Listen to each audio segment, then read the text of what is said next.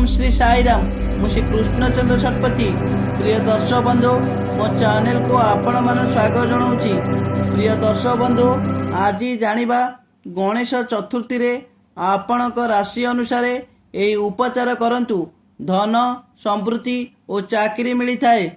मेष राशि व्यक्ति माने गणेश चतुर्थी पूजा समय रे एक गुआ को नाली कपड़ा बांधि रखंतु। भगवान गणेश को गुड़ महू सिंदूर अर्पण करंतु और भगवान गणेश मंत्र ओम सु मुखाय नमः निज समर्थ अनुजाई बोलंतु। तापर दिन से गुआ को आनी गडरेज रे किंबा निज पाखे रखिले धन समृद्धि और चाकरी मिलता है।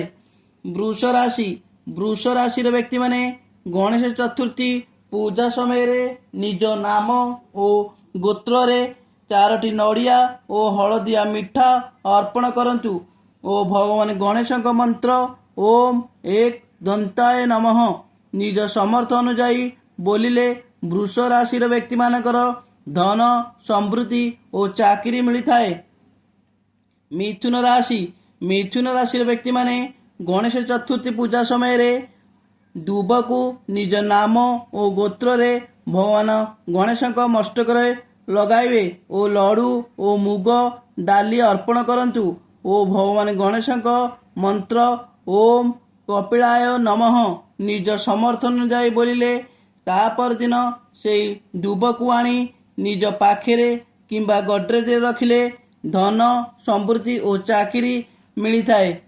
कर्कट राशि व्यक्ति माने गणेश चतुर्थी दिन भगवान गणेश को 5 प्रकार फल और धला फूल अर्पण करंतु और भगवान गणेश मंत्र ओम गज कर्णकाय नमः निज समर्थ अनुजाई बोलिले धन समृद्धि और चाकरी मिलता है।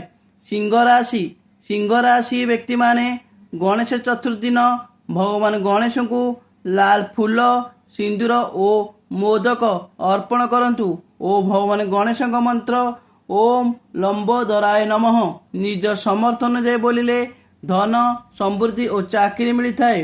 कन्या राशि व्यक्ति माने गणेश चतुर्थी दिन भगवान गणेश को निज नाम गोत्र रे दुब को भगवान गणेश मस्तक लगाइबे पिजुड़ी और सबुज रंग वस्त्र अर्पण करिवे और भगवान गणेश मंत्र ओम विकटाय नमः निज समर्थन जाए बोलिले धन समृद्धि और चाकरी मिलता है।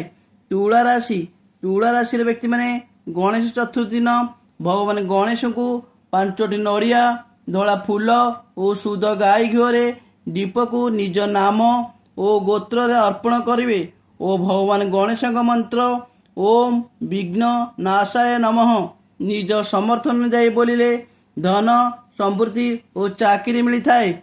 बिछा राशि व्यक्ति माने गणेश चतुर्थी दिन नाली फूल सिंदूर गुड़ रे तैयारी लड़ू को अर्पण करंतु और भगवान गणेश मंत्र ओम विनायकाय नमः निज समर्थन जाए बोलिले धन समृद्धि और चाकरी मिलता है। धनु राशि व्यक्ति माने गणेश चतुर्थी दिन हलदिया फूल पाचिला कदली 5टी हलदिया रंगर लड़ू को अर्पण करंतु ओ भगवान गणेश मंत्र ओम दुम्र केतवे नमः निज समर्थ अनुजाई बोलिले धन समृद्धि और चाकरी मिलता है। मकर राशि व्यक्ति माने गणेश चतुर्थी दिन राशि लड़ू 5टी किछि लवंग अर्पण करंतु ओ भगवान गणेश मंत्र ओम गणा दक्षे नमः निज समर्थ अनुजाई बोलिले धन समृद्धि और चाकरी मिलता है। कुंभ राशि व्यक्ति माने गणेश चतुर्थी दिन 5टी राशि लड़ू नड़िया और शुद्ध गाई घी अर्पण करंतु ओ भगवान गणेश मंत्र भाल चंद्राय नमः निज समर्थ अनुजाई बोलिले धन समृद्धि और चाकरी मिलता है।